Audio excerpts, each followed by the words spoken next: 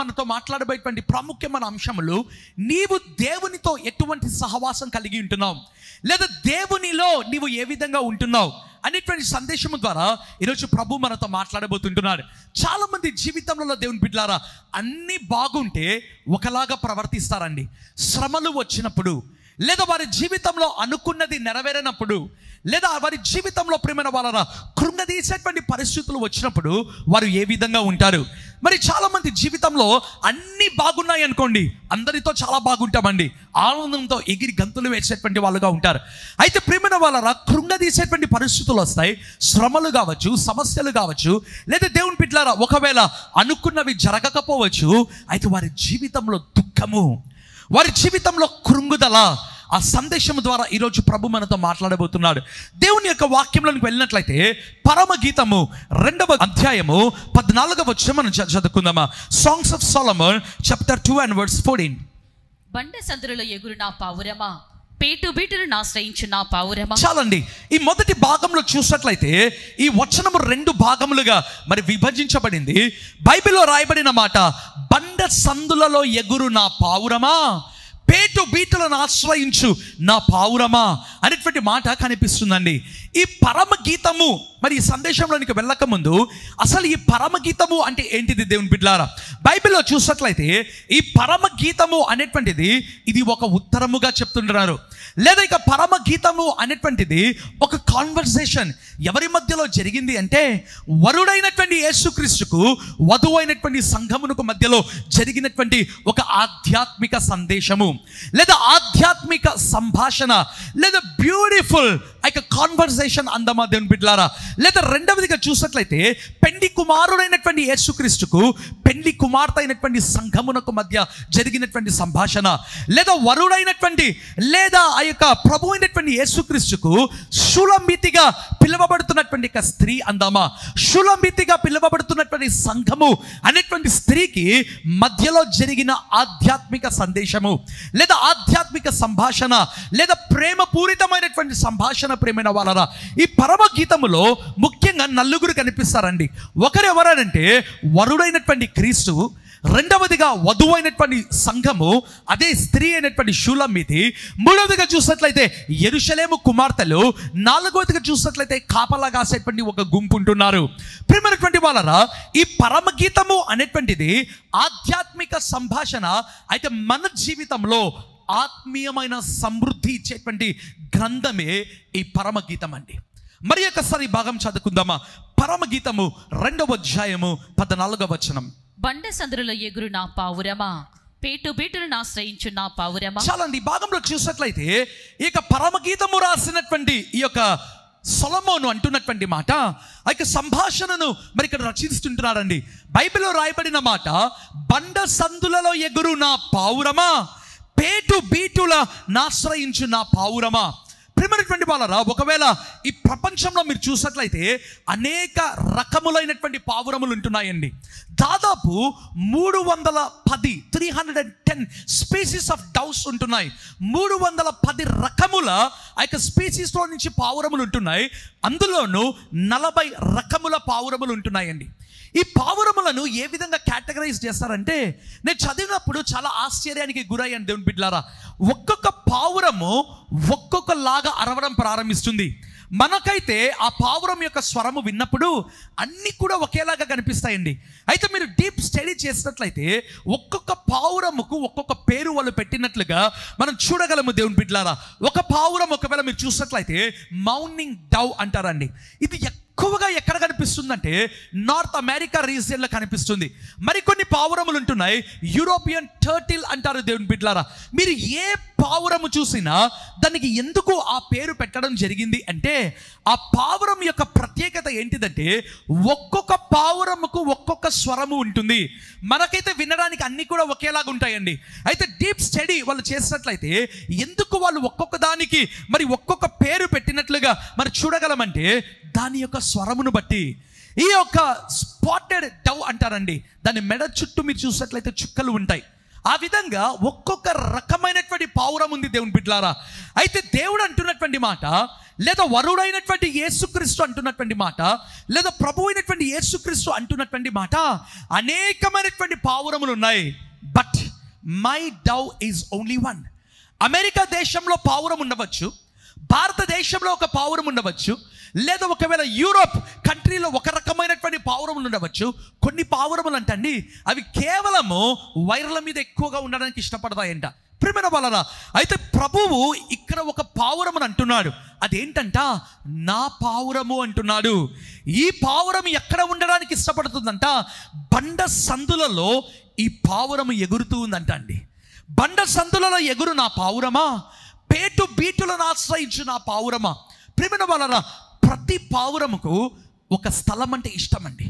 ఒక్కొక్క పావురముకు ఒక్కొక్క స్థలం అంటే ఇష్టం. అయితే ఇక్కడ ఒక పావురం ఉంది. ఈ పావురం ఏంటో తెలుసా? రక్షింపబడినటువంటి సంఘము, దేవుని బిడ్డలారా.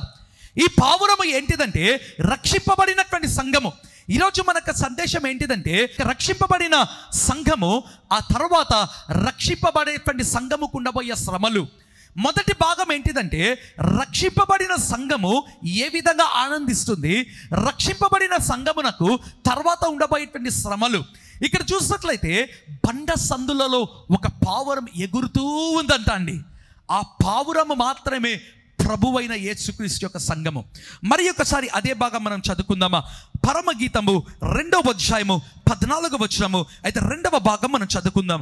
నీ స్వరము అనేటువంటి మాట. నీ స్వరము మధురము, నీ ముఖము మనోహరము, నీ ముఖము నాకు కనబడనిమ్ము, నీ స్వరము నాకు వినబడనిమ్ము. చాలా ఇక్కడ చూసినట్లయితే ప్రభు అంటున్నటువంటి మాట, నీ ముఖము లేదా నీ స్వరము మధురము, నీ ముఖము మనోహరము. అందుకే మనం పాట పాడుకుంటుంటామండి, నీ స్వరము మధురము. ఇక పరమగీతంలో నుంచి మనం పాట పాడుకుంటుంటాం, నీ యొక్క ముఖము మనోహరము, నీ ముఖము నాకు కనబడనిమ్ము. ప్రేమ వాళ్ళరా, ఒకరోజు నేను సింగపూర్ దేశంలో ఒక మంచి బర్డ్స్ శాంక్చురీ ఒకటి ఉందండి. ఆ బర్డ్ శాంక్చురీ వెళ్ళినట్లయితే hundreds and hundreds of beautiful birds మనకు కనిపిస్తాయి. దేవుని బిడ్డలారా, ప్రపంచవ్యాప్తంగా అమెరికా, ఆస్ట్రేలియా, లండన్, ఎక్కడెక్కడి నుంచో ఆ పావురములు ఉండేటువంటి లేదా ఇక బర్డ్ శాంక్చురీకి వస్తారండి. Beautiful bird sanctuary. దేవుని బిడ్డలారా, నన్ను కూడా అక్కడ ఉండే విశ్వాసులు తీసుకెళ్లారు. నేను చూస్తూ ఉన్నాను, బ్యూటిఫుల్ బర్డ్స్ అండి. అంటే ప్రపంచవ్యాప్తంగా ఆ దేశమునకు వచ్చే బర్డ్ శాంక్చురీ చూడడానికి ఇష్టపడుతుంటున్నారు. అయితే ఇక్కడ చూసినట్లయితే యేసుక్రీస్తు అంటున్నటువంటి మాట, నీ స్వరము మధురము, నీ ముఖము మనోహరము.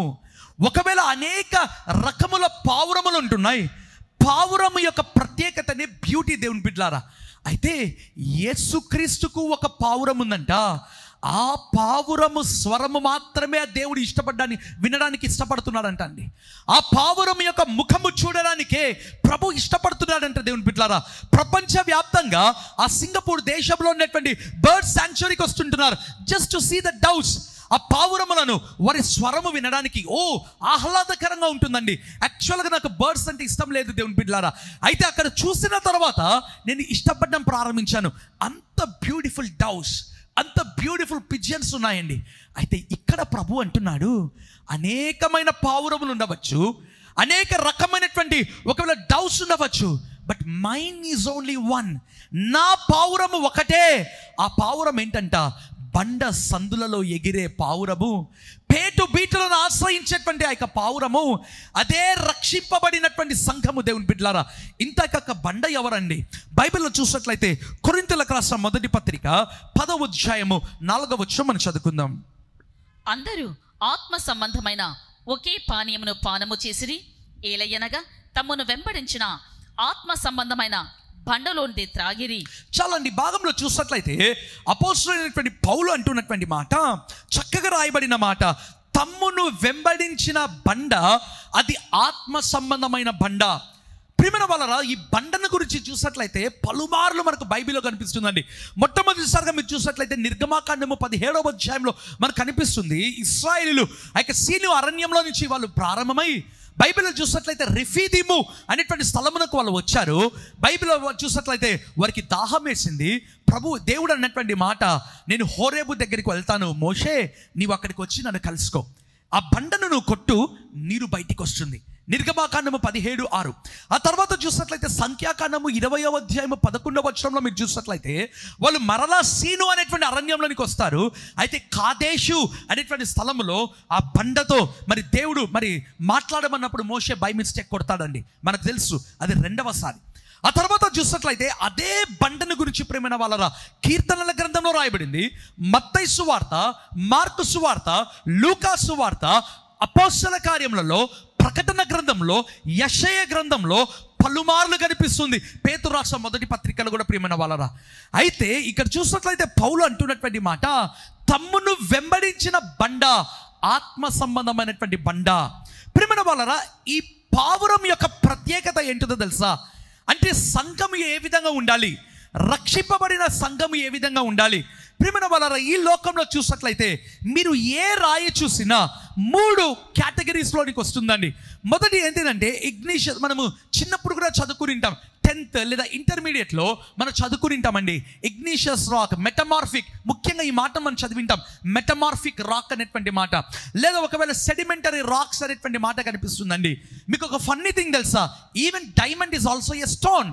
వజ్రము కూడా ఒక రాయి అండి. అయితే అది ఎక్కడి నుంచి ఆ రాయి దేని కిందికి వస్తుందంటే ఇగ్నిషియస్ అనేటువంటి రాక్ కిందికి ఇక వజ్రం అనేటువంటిది వస్తుంది. నాకు అనిపించింది ఈ పావురములు ప్రేమైన వాళ్ళరా మీరు చూసినట్లయితే రకరకముల రాళ్ళ దగ్గర మనకు కనిపిస్తుంటాయి మనం వెళ్తున్నప్పుడు ప్రేమైన వాళ్ళరా. అయితే చాలామంది కూడా మరి డైమండ్, వజ్రం అంటే ఇష్టపడతారు, అవునా? బంగారు అంటే ఇష్టపడతారండి. అది ఒక రాక్ అండి, ఇగ్నిషియస్ రాక్లో నుంచే ఇవన్నీ బయటికి వస్తాయి. అయితే ఈ పావురం అంట ఇగ్నిషియస్ రాక్ దగ్గర ఉండడానికి ఇష్టపడదు, సెడిమెంటరీ రాక్ దగ్గర ఉండడానికి ఇష్టపడదండి, లేదా ఖరీదైన ఒకవేళ రాయి వజ్రము దగ్గర ఒకవేళ మైన్స్ అందామా అక్కడ ఉండడానికి ఇష్టపడదంట. ఈ పావురం యొక్క ప్రత్యేకత ఏంటిదో తెలుసా? బండ సందులలో మాత్రమే ఉంటుందంట అండి.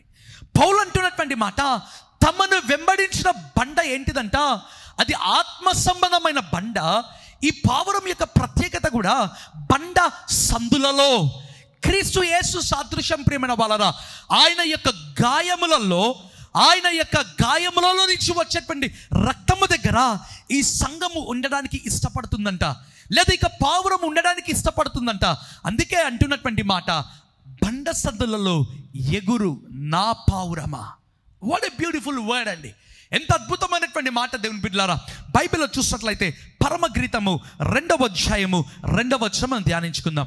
Songs of Solomon chapter 2 and verse 2. బలు రక్కసి చెట్లలో వల్లి పద్మము కనబడినట్లు స్త్రీలలో నా ప్రియురాలు కనబడుచున్నది. చాలా ఇక్కడ చూసినట్లయితే యేసుక్రీస్తు సంఘమును, రక్షింపబడిన సంఘము అండి. ఈ సంఘము ఎగరడానికి ఇష్టపడుతుందంట. అయితే ఎక్కడ? బండ సందులలో. మొదటి భాగం మనం చూసుకున్నాం. ఇప్పుడు 2వ భాగంలో చూసినట్లయితే అంటున్నమాట, బలు రక్కసి చెట్లలో వల్లి పద్మము కనబడుచున్నట్లు స్త్రీలలో నా ప్రియురాలు కనబడుచున్నది. ప్రియమైన వాళ్ళరా, ఇక్కడ చూసినట్లయితే వేరే సాదృశ్యం మనకు కనిపిస్తుందండి. మొదటిగా మనం చూసాము, ఆయన అన్నాడు నా పావురము అన్నాడు. అనేకమైన పావురములు ఉన్నాయి, but mine is only one. అయితే ఇక్కడ చూసినట్లయితే అంటున్నటువంటి మాట, వల్లి పద్మము కనబడుచున్నట్లు స్త్రీలలో నా ప్రియురాలు కనబడుచున్నది. ప్రియమైన వాళ్ళరా, ఎందుకు ఇక సొలొమోను సంఘమును వల్లి పద్మముతో పోల్చాడు? ప్రియమైనటువంటి వాళ్ళరా, ఒకవేళ ఈ లోకంలో మనం చూసినట్లయితే దాదాపు అనేక రకములండి, 90 స్పీసీస్ అండి, 90 రకముల లిల్లీస్ ఉంటున్నాయి, 90 రకముల పద్మములు అనేటువంటి పుష్పము మరి కనిపించడం ప్రారంభిస్తుంది. అయితే ఇన్ని రకముల లిల్లీస్లో దేవుడు ఒకటే ఒకటి అంటున్నాడు, అనేక మంది స్త్రీలు ఉన్నారు, అయితే నా పద్మము ఒకటే. లేదా అంటున్నటువంటి మాట, నా ప్రియురాలు ఒకటే.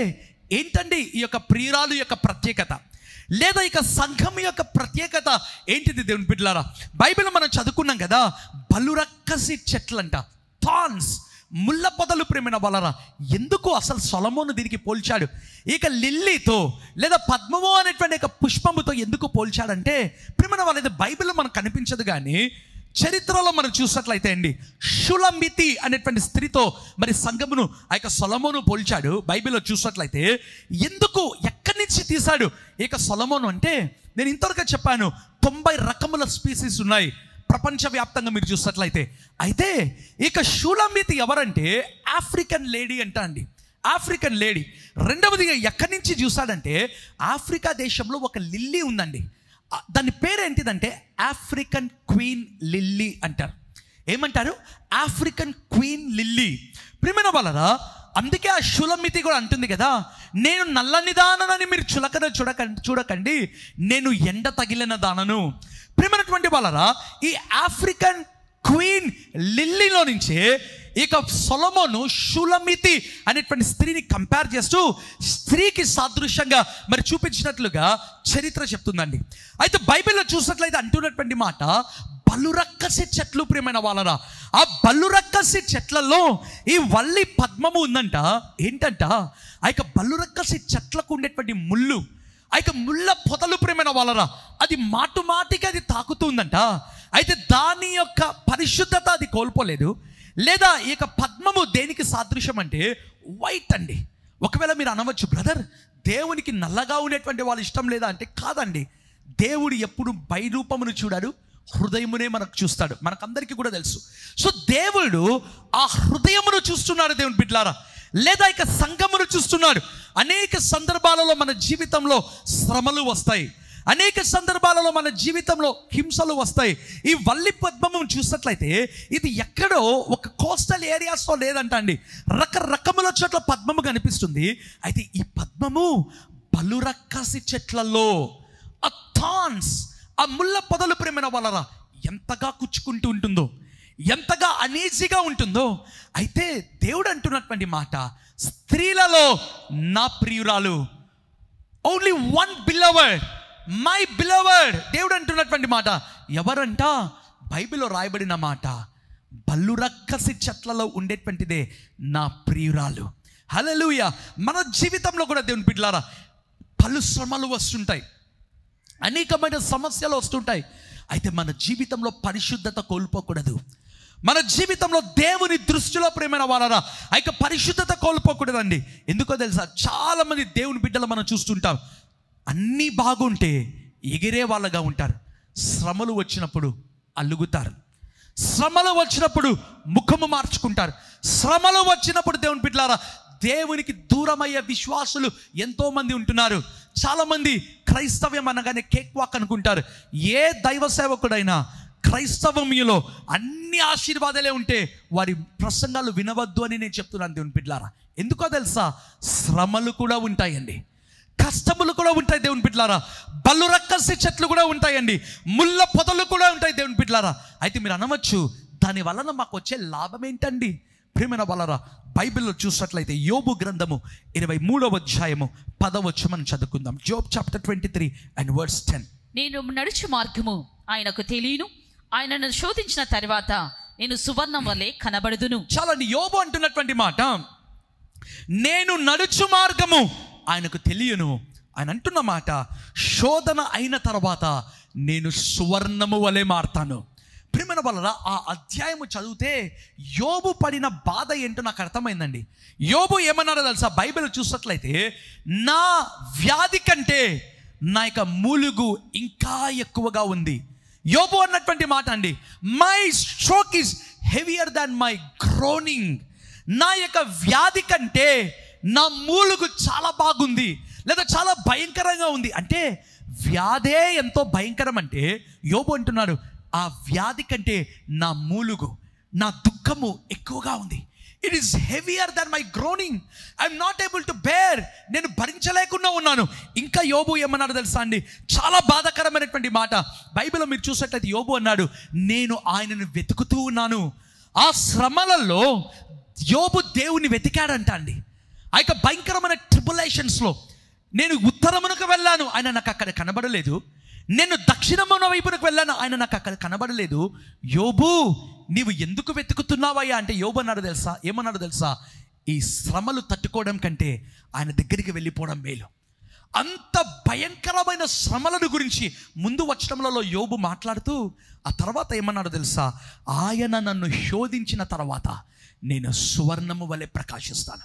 ప్రియమైన వాళ్ళరా, మన జీవితంలో ఉండే శ్రమలు, మన జీవితంలో ఉండే ముళ్ళ పొదలు, మన జీవితంలో ఉండే బలురక్కసి చెట్లు తాత్కాలికము దేవుని బిడ్డలారా. అయితే ఆ తర్వాత ఉండబోయే సువర్ణము ఏ విధంగా ఉంటుందో తెలుసా? బైబిల్లో రాయబడింది, యోబు అన్నాడు, నేను సువర్ణము వలె ప్రకాశిస్తాను. అందుకే ఒక భక్తుడు పాడిన పాట, నేను వెళ్ళే మార్గము నా యేసుకే తెలియను, శోధింపబడిన మీదట నేను సువర్ణమై మారెదను. సువర్ణము ఇస్ నథింగ్ బట్ గోల్డ్.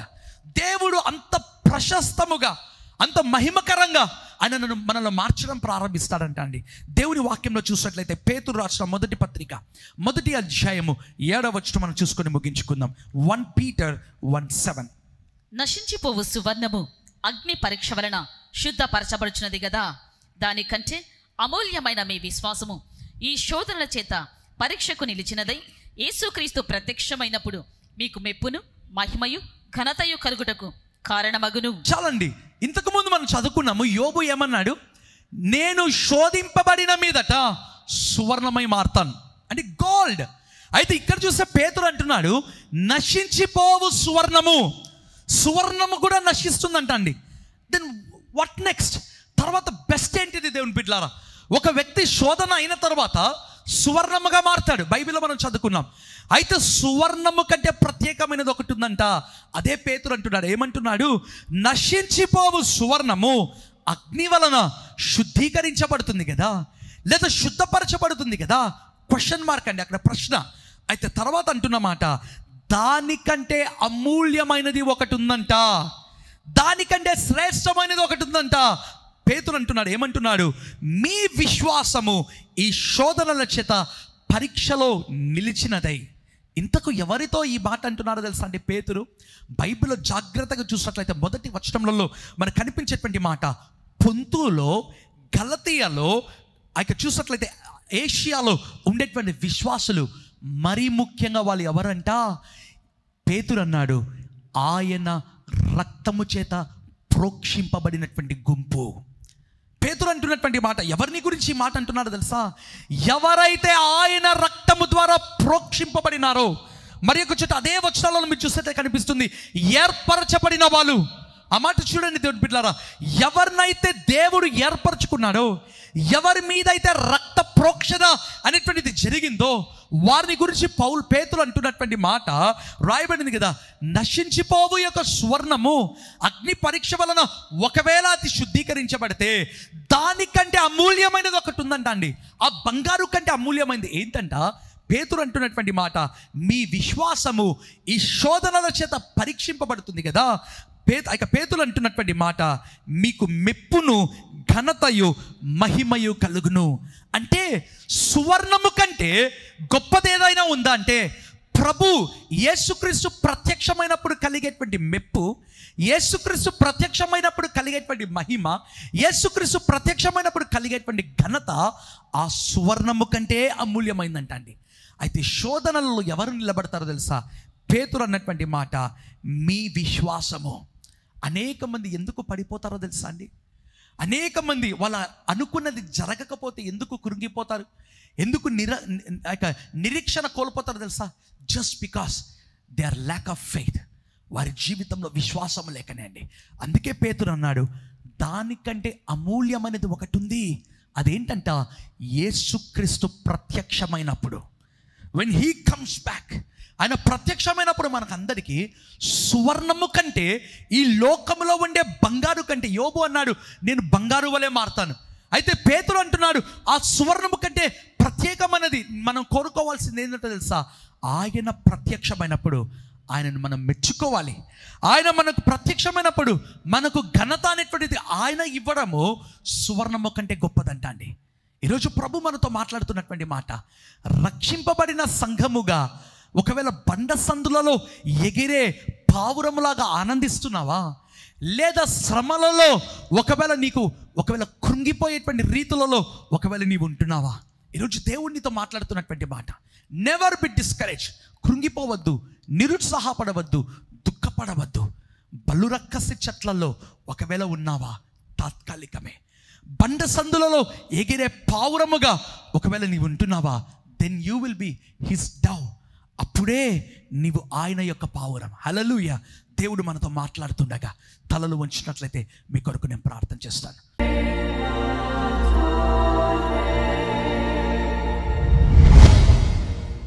దేవానికి స్తోత్రము నాయన. యేసయ్యానికి స్తోత్రములు ప్రభువా. గొప్ప దేవానికి స్తోత్రములు నాయన. మహిమ కలిగిన దేవానికి స్తోత్రములు ప్రభువా. ప్రభావము కలిగిన దేవానికి స్తోత్రములు తెలియజేసుకుంటున్నాం ప్రభువా. తండ్రి, నీ సేవకునిగా ప్రభువా తండ్రి ప్రతిబిలాడుతూ అడుగుతున్నానయ్యా, మా మీద మీ రక్తమును ప్రోక్షించు ప్రభువా. కలువరి సిలువలో కార్చిన రక్తము మా మీద ప్రోక్షింపబడును గాక. Lord, let thy blood be sprinkled upon everyone in the name of Jesus. Let thy blood be sprinkled upon everyone in the name of Jesus. Upon everyone, Lord. Upon everyone. Hallelujah. Hallelujah. Thank you, Lord. Thank you, mighty Father. Thank you, mighty Father. Thank you, Jesus. దేవానికి స్తోత్రములు నాయన. యేసయ్యానికి స్తోత్రములు ప్రభువా. మేము చేసిన ప్రతి తప్పులు నాయన, మేము చేసిన ప్రతి పాపము నుంచి మనం విడిపించు ప్రభువా. మా కొరకు రక్తము కార్చిన దేవా తండ్రి, మమ్మల్ని క్షమించి మీరు మమ్మల్ని శుద్ధీకరించమని ప్రార్థన చేస్తున్నాం ప్రభువా. తండ్రి, ఇదిగో నీ ప్రియ బిడ్డల కొరకు నేను ప్రార్థన చేస్తున్నాను. గొంతులో ఉన్న ఇన్ఫెక్షన్, గొంతులో ఉన్న నొప్పి, గొంతు భాగములో ఉన్న సమస్య యేసు నామమందు బంధిస్తున్నాను నాయన. Thank you lord. Dental problem, తన పంటిలో ఉన్న సమస్య యేసు నామమందు తొలగిపోవును గాక. తండ్రి, గొంతు ఎండిపోతున్నటువంటి దేవుని బిడ్డలు ఉన్నారు ప్రభు, అన్ని బిడ్డలు ఆ సమస్య క్లియర్ అగును గాక యేసు నామమందు నాయన. యేసు నామమందు ప్రభు. Thank you for your healing lord. Thank you for your healings my lord. Thank you for your healings my lord. తండ్రి, నీకే స్తోత్రము నాయన. భయంకరమైన గ్యాస్ట్రైటిస్ ప్రాబ్లం యేసు క్రీస్తు నామమందు ఆ గ్యాస్ట్రైటిస్ ప్రాబ్లం ఇప్పుడే తొలగిపోవును గాక. I command the gastritis right now in the name of Jesus. Right now in the name of Jesus. తొలగిపోవును గాక. కడుపు ఉబ్బరము సమస్య తొలగిపోవును గాక. వెన్నెముకలో ఉన్న సమస్య, స్పైన్లో ఉండే ప్రాబ్లం యేసు నామమందు, డిస్క్ ప్రాబ్లం, వంగిపోయిన ప్రతి వెన్నెముక బాగుపడును గాక. Spine be healed in Jesus name. ఎవరైతే లింపింగ్ ఉందో, కుంటుతో నడుస్తున్నారో వారు బాగుపడుదురు గాక. ఎవరికైతే కంటి చూపు సమస్య ఉందో ఆ సమస్య తొలగిపోవును గాక. చెవిలో ఉండే సమస్య తొలగిపోవును గాక. ప్రతి విధమైన హెడేక్, ప్రతి విధమైన మైగ్రేన్ సమస్యలు తొలగిపోవును గాక in the name of Jesus. Hip joint problem తొలగిపోవును గాక. నీ పెయిన్ తొలగిపోవును గాక. Come out in Jesus name. Out in the name of Jesus. ప్రతి విధమైన క్యాన్సర్, స్టమక్ లో ఉండే అల్సర్, పెప్టిక్ అల్సర్ యేసు నామమున తొలగిపోవును గాక. ప్రతి విధమైన HIV, AIDS, బాగు కాని రోగములు తొలగిపోవును గాక. కీళ్ళ నొప్పులు తొలగిపోవును గాక. లివర్ ప్రాబ్లమ్స్ తొలగిపోవును గాక. ప్యాంక్రియాస్ ప్రాబ్లం తొలగిపోవును గాక. చెస్ట్లో ఉన్న pain, muscle problem, tenderness problem యేసు నామమున తొలగిపోవును గాక.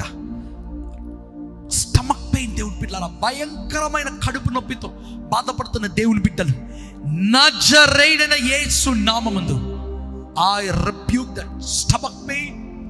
I command that stomach pain in the name of Jesus. Let it be disappear. ప్రతి సర్జరీ క్యాన్సల్ అయిపోను గాక యేసు నామమున. మెడలలో భాగములో ఉన్న ప్రతి నొప్పి తొలగిపోవును గాక యేసు నామమున. నజరేయుడైన యేసయ్య, ప్రతి విధమైన సమస్యల నుంచి నీ విడిపించవా ప్రభా. ప్రతి విధమైన రోగము నుంచి నీ విడిపించవా. ప్రతి విధమైన వ్యాధి నుంచి నీ విడిపించవా ప్రభా. స్వస్థపరచండి ప్రభా, స్వస్థపరచండి. డయాబెటీస్ నార్మల్గా ఉంటుంది గాక. High BP, high sugar levels నార్మల్గా వచ్చును గాక యేసు నామమున. నీకు కృతజ్ఞతలు తెలియజేసుకుంటూ యేసు నామమున ప్రార్థిస్తున్నాను తండ్రి. ఆమేన్.